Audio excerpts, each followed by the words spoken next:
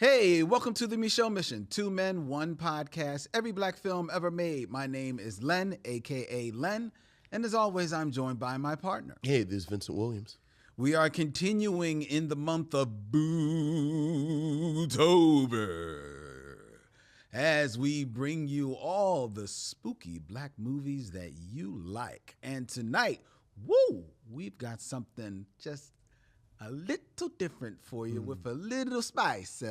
I don't know why I did it in an accent like that. What was that? I have no idea. And now I can let go of the accent. But no, it returns. There's more. The ghost of bad accents. You're haunted for Halloween. This is why we don't do foreign movies, right here. You don't know how to act. Exactly why. You don't know how to act. You're disrespectful. So we stay right in the pocket of the States. All right. But Except no, for tonight. our guest had to bring in an international flair to the Micheaux Mission as we are going to be reviewing from 2017 Good Manners, all the way from Portuguese, and brought to you by our very special guest, the interdisciplinary artist, writer, actor, just gifted individual. A hyphenate. There you go. Multi-slashed. The multi-slash Wi-Moto Nyoka here on the Micheaux Mission. Wi-Moto, how you doing? I'm good. I'm excited to be here. Excellent. Good to have you. Yeah. Yes. Welcome to our podcast. Yes. Where we podcast. We're podcasting. Because I will do this on camera. We can do this. Oh, we know. It's a video podcast, or it needs a new name. This whole setup needs a new name, I think. How about a vodcast? A vodcast is good. Yeah, because there was blog and then vlog, so why not a vodcast? Why not a vodcast? Yeah. Okay. Welcome to our vodcast. Our vodcast. Yeah, let's see if that catches on. Okay, all right. Let's see if anybody is with me on the whole. If you have a multicam setup, it is not a podcast. If that's what is required, and we should have a new name. All right. Well, where did your whole you enter into horror? Like, when did horror become like this thing for you? I always say that being unpopular is how that happened. You were unpopular? Yes, I was very unpopular, and being like a weird black kid. I think that's I don't know anybody who's involved in genre that wasn't a nerdy, weird, unpopular black kid. So when you are somebody who spends recess in the library, you find books where you get to battle monsters and triumph. And horror novels were the only places where girls got to really do that, really had superpowers, had were leaders in the gang of whatever, and had a function in the Scooby Gang, or what have it, and and had adventures and triumphed over great evil. There were very few genres where you would really see that for anybody that wasn't male identified. And you would fold the final girl into that? As sort of the hero?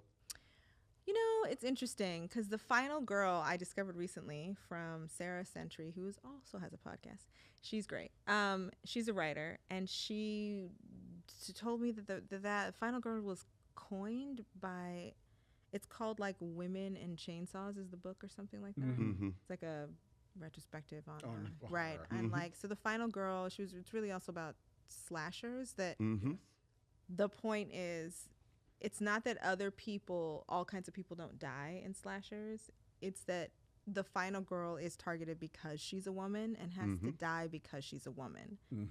So I don't know about that one being the example that I'm thinking of. Right, that's what I wanted. Because that's like, that feels like wasn't made by women and it's not for women. You know what I mean? Kind of what I was trying to. Absolutely. Was there an IP or a story or one that kind of like really you locked on to first? I'll give you authors. Lois Duncan. I just want to name drop Lois Duncan, if I may, because everyone's always like R.L. Stein. I was like, yeah. And Christopher Pike, for young readers, it was like R.L. Stein and Christopher Pike were like the heavy hitters, putting out all the things. But Lois Duncan was also writing for young audiences, and like her work, her novels, and then later Anne Rice. Of course. Of course. Anne Rice. Of Or course. L.A. Banks. Is that, am I saying the name? Yeah, I think L.A. Banks. Yeah. Yeah. So Lois, and then like obviously then there's just like the other ones that are, you know, Judy Blume, all the things. But for genre, Lois, and then I want to put Toni Morrison on this list. I want to put Beloved. People want to act like that's not a horror novel. That's 100%. Yes, it is. We actually are documented. We reviewed Beloved during Halloween. Yeah. Because we said the exact same thing. Yeah. Yep.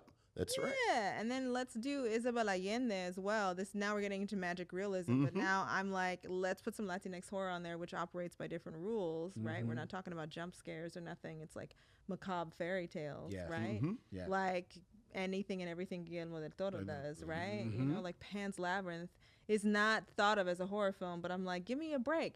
That table with the pile of kid shoes in the corner. I find it horrifying. Oh my God. Do you remember this scene? I'll never forget it. And that guy just there like this with the eyes on his hand. That's what I'm saying. The guy with the eyes on his hands, that's right there. It's enough. I'm like, okay. Yeah. So sometimes I feel like with some of these kinds of writers, you know, they're like, here in America, they don't want to open up to the idea that like this is horror. And I'm just like, yeah, US, you be doing too much. They be, you know. You be doing too much. But yeah, being unpopular, I think, is key. Is key in making any kind of genre work because it is outsider art. Yeah. Oh, yeah. Oh, yeah. True. I've often said I'm suspicious of people who've been attractive their entire lives. That's a moving target, though, right? Like, I was bullied, but I was also in a predominantly white space. Oh, so maybe in another time, another place. Or they knew that I wasn't ugly, and that was why they went out of their way to say so. That's what. Oh. Do you know what I'm saying? So, like, maybe being popular. Yeah, your popular. entire life. Yeah. Because, like, who's attractive is political. There's a podcast right there. Right. Or maybe that should be a vodcast. Vodcast. You probably need a video component. Exactly. So right. that would have to be or a you would podcast. not have a video component as like a kind of like a political statement. see our faces. Right. You can't tell if we're beautiful. Right. Wi-Moto coming over here, she's just creating. I'm just making up things, y'all. Vodcast though. Vodcast. There you go. Vicious Marshmallow says podcasts without videos are like cassette tapes in a digital world. But we were arguing for that before we start taping them. were. So Yeah, no. I think you might be defending it. Vincent, we have an email from Michelle Jacobs, Hey, what's up, Michelle? a.k.a. the DJ Tribble. Hey, shout out Black Tribbles all forever. I loved Black Tribbles. DJ Tribble. Anyway, go ahead. Hey, see? All right. Hello, Len, Vincent. I can't wait to hear your excitement about the return to the big screen of The Last Dragon for its 40th anniversary. Yes. Aren't you excited, Lynn? Signed, Michelle, the DJ Tribble. Wow. That's the whole letter. That's whole the thing. exact whole letter. I can't wait to hear your excitement about the 40th anniversary of The Last Dragon. You are the last fan? dragon, Lynn. You possess the power of the glass. glass. Here's the thing. Oh, boy. Here we go. Here's the thing. Now, I understand that this is the 40th anniversary of The Last Dragon this Right. year. It's in theaters now, actually. Just here sobering. in Philadelphia. We screened The Last Dragon last year, wasn't it? For the screening series. We screened The Last Dragon. I don't. We did. Did we? I don't. Yes, we did. Okay. We all did. right. We did. Because Okay. I was with someone who this was their first time. You're right. seeing You're The right. Last We Dragon. did. You're right. You're right. And they were like, right. this is what everybody's getting excited Yeah, about. I was yeah. like, that's what I've been saying Yeah. for 40 Yeah. years. Yeah. Go ahead. Go ahead. Yes. So I will let everybody celebrate Yes. the 40th anniversary of The Last Dragon. If you are a fan, go see it on the big screen. It deserves to be seen on the big screen. It does. If you liked it then, perhaps you will still like it now. No, to answer your question, I'm not a fan of The Last Dragon, Okay.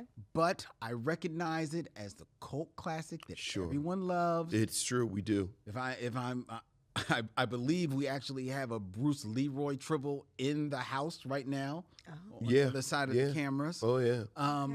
But look, God bless. Go with God. Everything doesn't have to be for everybody. Exactly. Are you a fan of The Last Dragon? I mean, I've seen it. I like it. I don't know if I'll go see it on the big screen. Like, I'm not like, oh my God, The Last Dragon. You don't need to see the glow? Yeah, I'm not like that about it, but I don't hate, like, I don't hate it. I'm just not, it's not like the one where I'm like, put on The Last Dragon. Like, that's Right. not the one. Yeah, I hear you. I think in the right crowd, it'd be great. Like I think even when it was anything in the no, not anything. It's Okay, fair lots enough. of stuff I'm not going to see with people. that's true. That's true. It's fun though. Like that's a movie where you could program the heck out of it. Like, Absolutely. everybody come dressed up as a character. We can have a drinking game every time someone said every time a black person glows, like, or every time someone says show enough, you got to drink. Like, you know, like that's like that is like the Rocky Horror. I was Picture about Show. to You know say what I it mean? has Where the it's like, potential to be a black Rocky Horror. It yeah, really does. like you could have like that kind of thing. You could have an MC for that. Like that could get really theatrical. Okay, all right. So And I like Michael that. Schultz That's what said they do. that was part of the inspiration for him writing it. Oh, Rocky. Watching black audiences go to see karate movies, like the Grindhouse karate movies in the 70s. And he said that black people were so invested and so kind of active. He said, I could write something like that. And remember, the scene in The Last Dragon is sort of a direct reference to his experience. yeah. So, Right. yeah, absolutely can be. Yeah, because it does like fit in that, scratches that itch that like I feel like The Last Dragon and Afro Samurai, like, you know what I mean? yeah. Like in that like space of like where hip hop and kung fu like or martial arts can like live together. We actually really love that. So I think I just wish, for me, yeah. I just wish that a movie like Black Dynamite had the same cultural cachet that The Last Dragon has. Okay. Because yeah, because that one was a good one too. 'cause I like it, and I think that It's funny. I think Black Dynamite is a better film. Yeah. I think Well, it's also more recent, so. Right, and it's very much almost postmodern. Like, you can't even compare the two. When did Black Dynamite even come out? Like, The 90s. it was not the 90s. It's like 6-7 years. No, Six, it's 7 years ago. Maybe 10 years at this point. It's But 2015, I bet it's very older, much it's older than 10 years. It's very much a 21st century It's film. older than I 10 think years. it's mid-aughts. I think Black Dynamite came out in the mid-aughts. Well, it certainly wasn't the 90s. No, but it's It not came the out in 2009. Okay. Okay, mid-aughts. So that's what I I was said. wrong. Barack Obama's presidency. Sure. That's Okay, when it yeah, came out. I forgot about that. Yeah. All right. So It's a mid-aughts movie. Yeah. I, So it's far enough in where it can comment on Exactly. something Right. like The Last Dragon. Exactly. right. Right? Like it can do that. All right. So, but like on a lineup, like if you were doing a block or a weekend, you would do like The Last Dragon. I would do The Last Dragon. Black Dynamite. Black Dynamite. I would do. I would do Afro Samurai, the movie, not the series. Yeah, see, but the only reason I wouldn't do Afro Samurai is because Afro Samurai, I think, is a serious film. That's true. It is. Yeah, it's a serious film. Okay. I would go. I'm going to get you, sucker, Okay. and Yes. ooh, Right. It'd be like Afro Samurai and Ghost Dog would go together. Can I tell you my hot take? What? Okay. I was never a huge Afro Samurai person. The movie? All of it, the whole deal. The whole the deal of movie, the series, I always thought it was more sizzled than steak. Very See stylized. that? It's but very It but is. It is about the It visual. wasn't a whole lot of there. Yeah, it's about the visual. But much like you with The Last Dragon, I'm not going to piss in anybody's cornflakes. Like, if people like it. Thank you. Go Thank you along for not peeing in my cornflakes. Yeah, I think I'm rooting for everybody black. You know. Then right? there's that. like, Right. It's like I don't want to watch any slavery anything. Mm-hmm. But like, I feel like everybody needs to get a check. You know what? Like, it's not like I never watched Underground when it was on. Yeah. Right. But like, I'm glad that I could not watch it, if that makes any sense. Mm-hmm. No, I hear you. Or like when things are like super like, what was that one with Taraji P. Henson and Terrence Empire? Right? Yeah. I never watched that either because that's not like really my thing, but I was really happy that it was on. Sure. Like I was happy to not watch it and that me not watching it didn't mean that like it wasn't going to make it. Right. Like it was fine without you. It didn't need me. Yeah. It didn't need me. I absolutely when understand things come that. on and you're like, oh, now I gotta watch this, and I'm not even really that in, but I gotta support. Like you go through that whole emotional thing that no one even asks you to do, but you do it anyway. And I was so happy to be like, I don't have to do this. There can just be options. That's great. Yeah. Yeah. Well, that's the beautiful part about there being so many outlets for Black creatives to put their work out there that you know there's a lot out there, so you can choose what you don't want to like. Hey, that don't look like it's for me. I'll go watch this. Yeah. All right, we got another email. Okay. Is it long? Is it longer than the other one? It is a little long. Okay, that one looks like This one is from Michael Lockett. Hey, what's up, Michael? And just a little bit of background. Michael Lockett is a guest who is discovered the show. Mm-hmm. So he watches the vodcast and listens to the. Make people mad with that one. Now it's just to be annoying. He watches the podcast in real time, but he's watching the movies as well. Okay. So that he knows what we're reviewing. And then he's going back in time and listening to old episodes. Oh, wow. So when he sends us an email, it's always a review of the movie we just reviewed, and it's him talking about the old show that he just watched. Okay. So last week we reviewed We Strangers. Yes. Which is, Michael says,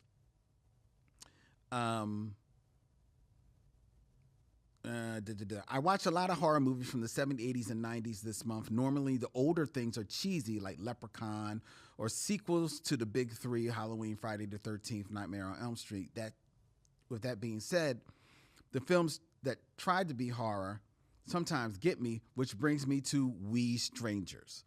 Vincent flubbed this bit, but damn it if you still didn't make this rock stew taste like Mo. Mm-hmm. The film, although good, feels like there is so much more here that could have been. With so much seeming real or anticipated magical Negro-ness, I think a better telling of the exact same story could easily be done and actually push it into the horror realm. Yeah, we said that. If they had leaned into it, it could have been horror. Yeah. It decidedly is not.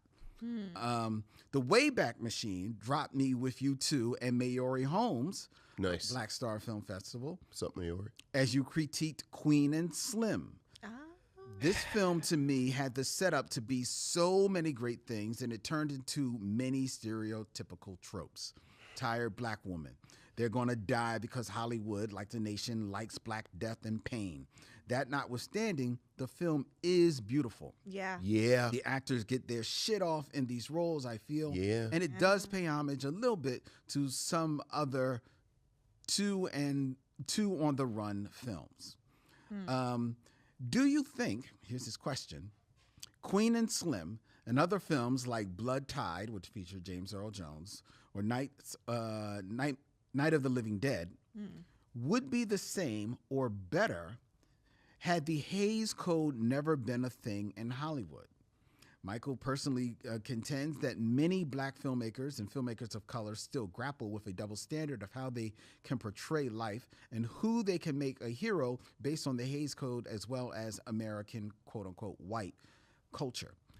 All the best, Michael Lockett. What is the Hays Code? The Hays Code was put in the, I want to say like the mid to late 30s, and it was just the rules from the motion picture, all the motion picture houses facing pressure from the government at the time about what could be seen on screen. Not that they were showing like any nudity or anything like that, but that's when you all of a sudden had the idea that people could only kiss for a certain amount of time. Oh, and their feet had to be, both feet had to be on the floor. On the floor, right. And that the bad guy always had to lose. Mm-hmm. Always had to lose. And other different rules. And there definitely were some rules about, of course, no black people, no mixing of races, Right. or anything like that, Or even implication. and any implication of it. And I believe there was also some rules in regards to just the appearance of black people on screen. Yeah. Not hard and fast, but there were some rules about that. Well, the irony is that the Hays Code also is when they told the movie houses, you got to chill with the real overt racism. Because, like, headed into the war and the rise of Hitler. Well, that's true, too. And you know, the whole, like, our whole bit was we're America, land of the free, this, that, and the other. It was like, propaganda. Right. Like, y'all got to chill with all the blackface and this. So you actually have this weird little slice of films that come out that are weirdly progressive in the depiction of blackness. Mm-hmm. Yeah, so I'm not sure how that goes to Michael's question. Yeah, because his question is, do you feel that Queen and Slim or films like Blood Tide and Night would be the same had the Hays Code never been a thing in Hollywood? I don't. See, I think Night of the Living Dead ends perfectly. Yeah. And as far as Queen and Slim, you know, I had deep, Questions. Right. deep issues with Queen and Slim. Right. Yeah. Right. I don't know how the Hays Code really. And I've never seen that James Earl Jones movie. Me neither. Well, it's interesting because it's like almost like an alternate timeline. The one where the Hays Code doesn't happen is a completely different movie industry. Well, that's Yeah. true. Right? Oh, yeah. Like That's true. who actually gets to make movies, what movies sell. We don't know what that alternate universe is where the Hays Code was never implemented. I mean, it could be one where people are still doing blackface, right? But it also could be one where you have a Queen and Slim where they get away with it because you will have like these other. You have a whole, I don't know, black entertainment or people of color entertainment space that was never policed in any way. So it could just, and then the internet comes and it's just like wild, right? Yeah. Because it was just standards that we wanted to set for ourselves. So that's Right. kind of an interesting idea of like, oh, if nobody had ever said anything and we were all left to our own devices, what would have happened? Right. And the first thing I think is actually when he said like, if the Hays Code didn't come in, I think there'd be more women in film. Yeah. Oh, yeah. I think you mean you'd see- behind the camera? Yeah. Yeah. I think I'm kind of like, oh, if that had never been put in place, then because I'm just thinking about like the rules around women in movies and what they could do and on a set and what were the roles that they, not only the roles that they were allowed to play like in front of the camera, but off camera. And then on top of that, what black women were allowed to do. Right. Yeah. So I'm like, oh, if we didn't have to deal with that, we might have gotten an Ava DuVernay. Like, how much farther would Ava DuVernay? Like, that's an interesting question. How much farther would Ava DuVernay be, even though she's doing great? But like, how quicker would she have got there in a world where there's no Hays Code? You know what I mean? Yeah. Right. Like, Right. you know, Well, you say that. I was actually thinking, our namesake Oscar Micheaux actually made his bones before the Hays Code was implemented. But I'm wondering if the Hays Code is not implemented and he is still out there, kind of like doing his thing. Yeah, I think the thing about Oscar Micheaux is that it was black folks that was doing a lot of censoring with him, like just that sort of morality. True, And but I'm everything that goes. wondering if so we have different, but it would be a different Hays Code then. Right. it would be a different Hays Code. But I'm wondering if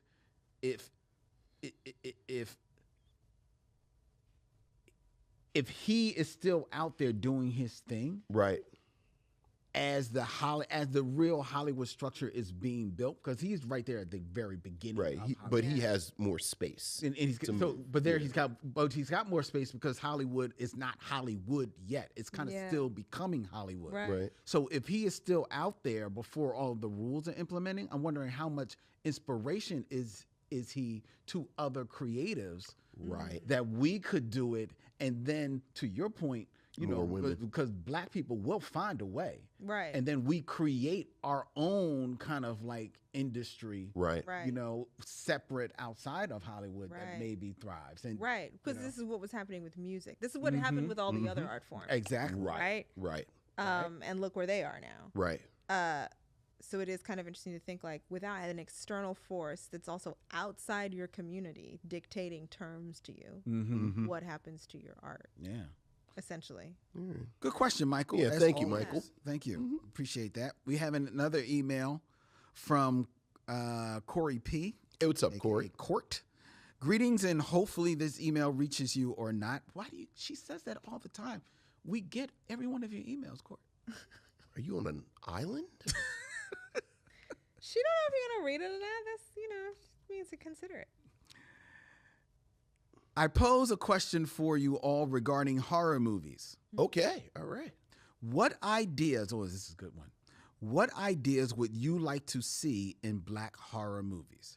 I was inspired to ask this question from my recent viewing of The Angry Black Girl and Her Monster, which we just reviewed, Oh, yeah. which I have polarizing and rather a hot take about that movie, Okay. and Him, starring Tariq Withers and Marlon Wayans, you know, football and horror. Would love to hear your thoughts. Court, what ideas would you like to see in a black horror movie, Wi-Moto? I can tell you some ideas that I'm like rattling around. So I would really love eventually to get around to this idea I have of doing a period piece, because it intimidates me. I don't do period pieces when I write. So doing a period piece and doing a horror film that's just around the advent of gynecology. Oh, Yeah. Yeah. Make this like a full-on body horror. Right? That's and good. It's just like captive black women trying to escape some evil doctor based on the real evil doctor that tortured black women to come up. Like just pulling right from like real things and then just like going all the way in. Okay. Yeah. wow, that would be. I'll see your history and match it with a horror about the man who was body snatching, sometimes alive black people, sometimes dead bodies, and selling the cadavers to medical schools in the DMV. Okay. When was this? Recently? I think the early 20th century, late 19th, early I was like 20th recently, last year. Yeah. Yeah, I don't put anything past anybody anymore. Yeah. Whoa. Okay. I think body horror with black people is always strong, just for obvious reasons, because our bodies have always been commodified. Yeah. So, Yeah. Ooh, y'all got these good period pieces, man. Yeah. I don't have anything as interesting as here's the thing. We've been through some horrible stuff. Yeah. So, you got a lot of material to pull Yeah. from. Oh, wow. I mean, the trick is to make it a horror movie and not just a documentary.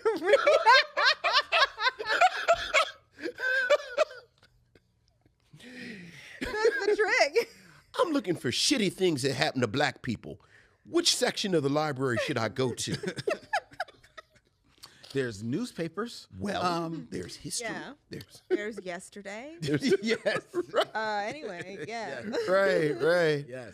Oh, that's terrible. Mine is God, I'm sorry. It really is crazy. It's silly. But I would just love to do a horror movie of Franklin from Peanuts just going batshit on everybody else in Peanuts. Okay. Why? Because. No, but they did like an evil Winnie the Pooh recently, so I feel like Yeah, when Charlie Brown goes public domain, Franklin, and I just want to see him go ham. Because look, So the message is the black kid moves into the neighborhood and then tears up the neighborhood? he goes ham. Yeah, I don't know. That's my idea. All right. Well, I'm sorry. Those are your cornflakes. I'm spelling P.